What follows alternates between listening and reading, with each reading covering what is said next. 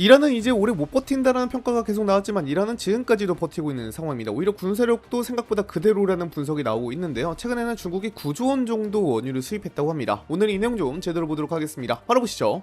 미국과 이란 간의 전쟁이 종전 합의를 이어가지 못하고 140일 넘게 전쟁이 계속되고 있는 상황입니다. 최근에 미국과 이란 간의 교전이 계속 이어지고 있는 상황 속에서 이란은 요르단에 대한 미군 기지까지 공격을 퍼부어서 미군이 2명 전사하고 1명이 실종하는 상황까지 발생했는데요.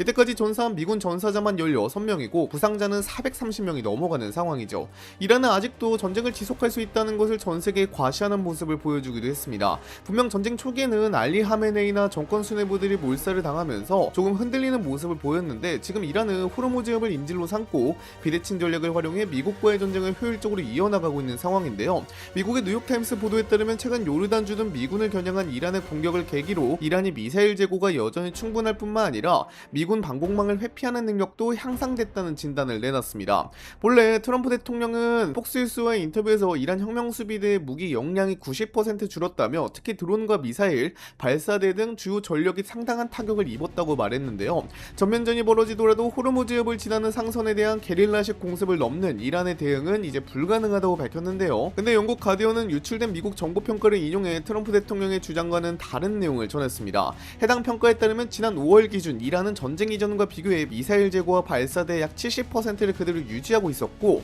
호르무즈협 일대에 있던 미사일 발사 장소도 33곳 가운데 30곳을 다시 복구한 것으로 파악됐습니다. 미국과 이스라엘이 장기간 공습을 이어갔음에도 이란의 핵심 미사일 전력을 완전히 제거하는 데는 실패했을 가능성이 제기된 겁니다. 특히 지하시설과 분산 배치된 발사 거점이 예상보다 빠른 속도로 복구되면서 이란이 지속적으로 미사일 공격 능력을 유지하고 있다는 분석도 함께 나왔습니다. 이런 내용은 미국이 공개적으로 설명해온 전황과는 다소 차이가 있는 평가라 더욱 주목을 받고 있는데요. 무엇보다 이란이 사용하는 공격 방식도 상당히 치밀합니다. 이란은 처음부터 탄도미사일을 대량으로 발사하기보다 값이 저렴한 드론을 먼저 여러 차례 투입하는 전술을 반복해왔습니다. 방공망은 날아오는 모든 목표물을 요격해야 하기 때문에 드론 공격이 이어질수록 요격미사일과 탐지 자산이 빠르게 소모될 수밖에 없습니다. 이렇게 상대의 방어 능력을 지속적으로 압박한 뒤 방공망의 대응 여력이 떨어지는 시점을 노려 탄도미사일을 발사하는 방식입니다. 뉴욕타임스도 이런 전술이 실제 전장에서 나타났을 가능성을 언급했습니다. 미국 전사자가 발생한 요르단 공군기지 역시 닷새 동안 4차례에 걸쳐 반복적인 공격을 받았다고 전했는데요. 이 과정에서 미군 수십 명이 부상을 입었고 헬리콥터 여러 대도 손상된 것으로 알려졌습니다. 이런 상황을 종합하면 반복된 드론 공격으로 방공체계가 상당한 부담을 받은 이후 이어진 탄도미사일 공격을 완벽하게 막아내지 못했을 가능성이 제기되고 있습니다. 미국이 압도적인 군사력을 보유하고 있는데도 이란이 140일 넘도록 버틸 수 있는 이유는 양측이 추구하는 목표 자체가 다르기 때문입니다. 미국은 군사적으로 우위를 점했다고 해서 임무가 끝나는 것이 아닙니다. 호르무즈협으로 가는 모든 민간 선박의 안전을 보장해야 하고 국제 원유 수송이 중단 없이 이어질 수 있는 환경까지 만들어야 합니다. 여기에 그치지 않고 중동 동맹국의 항만과 정유 시설, 군사기지, 에너지 인프라까지 함께 방어해야 하는 부담도 안고 있습니다. 이런 목표를 달성하려면 항공모함 전단은 물론 공중급유기와 조기경보기, 방공체계, 해상 초계 전력까지 광범위한 자산을 장기간 투입해야 합니다. 한 곳에서 방어가 느슨해지는 순간 이란이 그 틈을 노릴 수 있기 때문에 미국은 넓은 지역을 동시에 관리해야 하는 상황인 겁니다. 반면 이란은 훨씬 현실적인 목표를 세우고 움직이고 있습니다. 호르무즈협을 완전히 봉쇄하거나 모든 선박을 공격할 필요가 없습니다. 드론과 순항미사일, 기뢰, 고속정을 활용해 간헐적으로 위협을 가하고 상선이나 유조선이 안전하지 않다는 인식을 심어주는 것만으로도 상당한 효과를 거둘 수 있습니다. 실제로 해운업계는 위험이 커질 경우 항로를 변경하거나 운항을 중단하기도 하고 보험료 역시 크게 오를 수 있습니다. 이런 변화는 국제 원유 운송 비용과 공급망에도 영향을 미치기 때문에 이란 입장에선 제한적인 군사행동만으로도 상당한 전략적 효과를 기대할 수 있는 겁니다.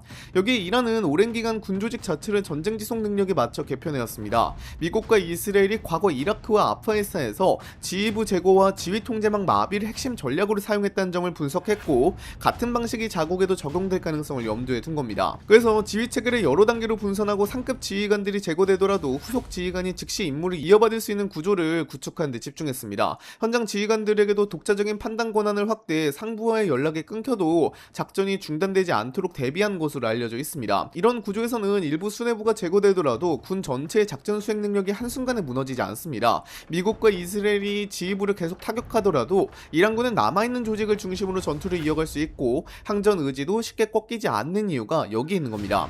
여기에 더해 미국 입장에서는 부담이 될 수 있는 소식도 전해졌습니다. 미국이 이란에 대한 해상 봉쇄를 해제한 이후 불과 한 달 동안 이란이 최대 60억 300억 달러, 우리 돈으로 약 8조 9,400억 원 규모의 원유를 중국에 수출하는 것으로 나타난 겁니다. 전쟁과 경제 제재로 큰 어려움을 겪고 있던 이란이 짧은 기간 안에 막대한 외화를 다시 확보했다는 의미인데요. 월스트리트 저널에 따르면 미국이 봉쇄를 해제한 지 약 열흘이 지난 시점부터 원유를 실은 이란 유조선 약 20척이 말레이시아 동부해안으로 잇따라 이동하기 시작했습니다. 하지만 이곳은 최종 목적지가 아니었습니다. 선박들은 말레이시아 조우르주에서 약 70km 떨어진 해역에서 다른 유조선으로 원유를 옮겨 싣는 이른바 선박 간 환적 방식을 활용한 것으로 파악됐습니다. 이렇게 운송 경로를 바꾼 원유는 이후 중국 산둥성에 위치한 민간 소규모 정유업체인 티팟 정유소로 향한 것으로 분석되고 있습니다. 이런 방식은 원유의 이동 경로를 복잡하게 만들어 추적을 어렵게 하는 효과가 있다는 평가도 나옵니다. 중국은 이미 이란산 원유의 최대 구매국으로 자리 잡고 있습니다. AP통신은 중국이 이란 원유 수출량의 약 90%를 사들이고 있으며 그 중심에는 국영 정유회사가 아니라 티팟으로 불리는 민간 소규모 정유업체들이 있다고 전했습니다. 중국의 대형 국영기업과 주요 은행들은 미국 금융 시스템과 긴밀하게 연결돼 있어 제재 위험을 고려해야 하지만 상대적으로 규모가 작은 민간 정유업체들은 이런 제약이 비교적 적은 편이란 분석입니다. 이 때문에 이란산 원유가 이들 업체를 중심으로 꾸준히 거래되고 있는 것으로 알려졌습니다. 월스트리트 저널은 이번 대규모 원유 수출이 이란 경제에 상당한 숨통을 틔워줬다고 평가했습니다. 지속적인 군사작전과 경제 제재로 재정 부담이 커진 상황에서도 대규모 원유 판매를 통해 외화를 확보하면서 정부 재정을 유지하고 군사활동을 이어갈 여력을 일정 부분 확보했다는 분석입니다. 미국 입장에서는 경제적 압박을 통해 이란의 자금줄을 끊으려던 전략이 기대만큼 빠른 효과를 내지 못하고 있다는 점에서 부담이 커질 수밖에 없는 상황입니다.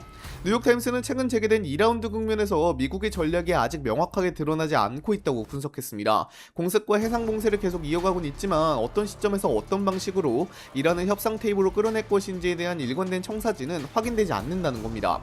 특히 종전합의 이전 1라운드 전쟁을 돌아보면 중요한 사실이 하나 드러났습니다. 이란 해군은 상당한 타격을 입었지만 호르무즈협에 대한 영향력은 예상만큼 약화되지 않았다는 점입니다. 해군 전력이 줄어들었음에도 해협을 지나는 선박과 주변 국가들이 계속 긴장할 수밖에 없는 환경은 그대로 유지됐고 이는 미국이 기대했던 결과와는 차이가 있었다는 평가가 나옵니다. 이런 이유로 뉴욕타임스는 이번에는 미국이 이란 해군 자체보다 호르무즈협의 통제 기반을 직접 흔드는 방향으로 전략을 조정하고 있을 가능성을 제기했습니다. 그 과정에서 다시 거론되는 것이 바로 하르그 섬입니다. 하르그 섬은 이란 원유 수출의 핵심 거점으로 알려져 있으며 이곳을 장악하거나 기능을 마비시킬 경우 이란 경제에 직접적인 타격을 줄 수 있다는 분석이 꾸준히 제기되었습니다. 다만 이 작전은 위험 부담도 매우 큽니다. 과거에도 미군 내부에서는 하르그 섬 점거 방안이 검토됐지만 상당한 인명피해가 우려된다는 이유로 실행되지 않았던 것으로 알려졌습니다. 상륙작전을 감행하는 과정에서도 피해가 발생할 수 있고 점령 이후에는 지속적으로 방어병력을 유지하는 부담도 생깁니다. 이란 역시 이 지역을 전략적 요충지로 인식하고 있는 만큼 강하게 저항할 가능성이 높다는 평가가 이어지고 있습니다. 미국 정부는 시간이 자신들에게 유리하다고 보고 있습니다. 해상 봉쇄를 다시 강화하면 이란의 원유 수출이 줄어들고 외화 수입도 감소하면서 시간이 흐를수록 경제적 압박이 커질 것이라는 계산입니다. 하지만 뉴욕타임스는 이 전쟁의 승패가 군사력만으로 결정되는 것은 아니라고 지적했습니다. 유가 상승으로 정치적 부담을 안게 되는 트럼프 행정부와 원유 수출 감소로 재정 압박을 받는 이란 지도부 가운데 어느 쪽이 더 오래 버틸 수 있는지가 이번 대결의 중요한 변수라는 분석입니다. 전쟁이 장기화될수록 양측 모두 비용이 계속 늘어나는 만큼 군사적 충돌과 함께 경제와 정치, 여론까지 포함한 지구력이 승부를 가를 가능성이 커지고 있습니다.